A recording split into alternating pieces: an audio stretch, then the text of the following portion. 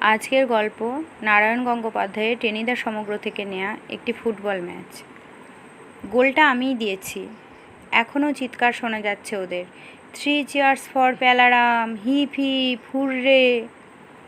এখন আমাকে ঘাড়ে করে নাচা উচিত ছিল সকলের, পেট ভরে খাইয়ে দেওয়া উচিত ছিল ভীমনাগের দোকানে কিংবা দেলখুঁস রেস্তোরাঁয়, কিন্তু তার বদলে একদল পিনপিনে বিতিকিচ্ছি মশার কামড় খাচ্ছি আমি।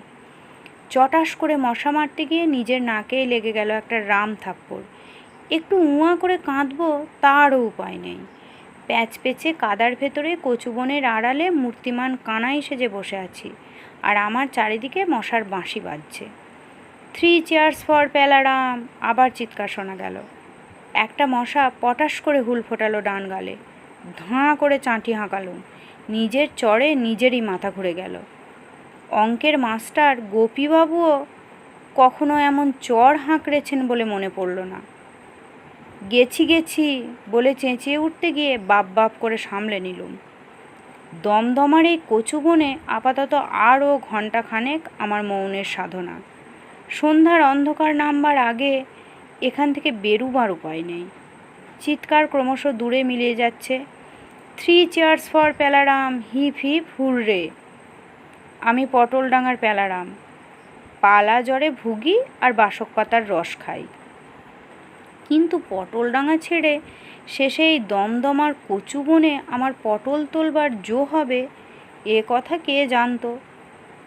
আমাদের পটলডাঙা থান্ডার ফুটবল ক্লাবের আমি একজন উৎসাহী সদস্য। নিজে কখনো খেলি না, তবে সবসময়ে খেলোয়াড়দের প্রেরণা দিয়ে থাকি। আমাদের ক্লাব কোনো খেলায় গোল দিলে 7 দিন আমার গলা ভাঙা সারে না। হঠাৎ যদি কোনো খেলায় জিতে যায়, যা প্রায় কোনো দিনই হয় না, তাহলে আনন্দের চোটে আমার কম্প দিয়ে পালা জ্বর আসে। সদস্য হয়েই ছিলুম ভালো, গোলমাল বাঁধল খেলোয়াড় হতে গিয়ে।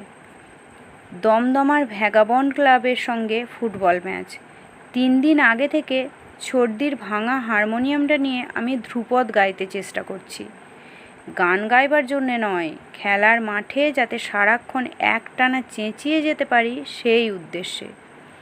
তেতলার ঘর থেকে মেজদা যখন বড় একটা ডাক্তারির বই নিয়ে তেড়ে এলো, তারপরেই বন্ধ করতে হলো গানটা।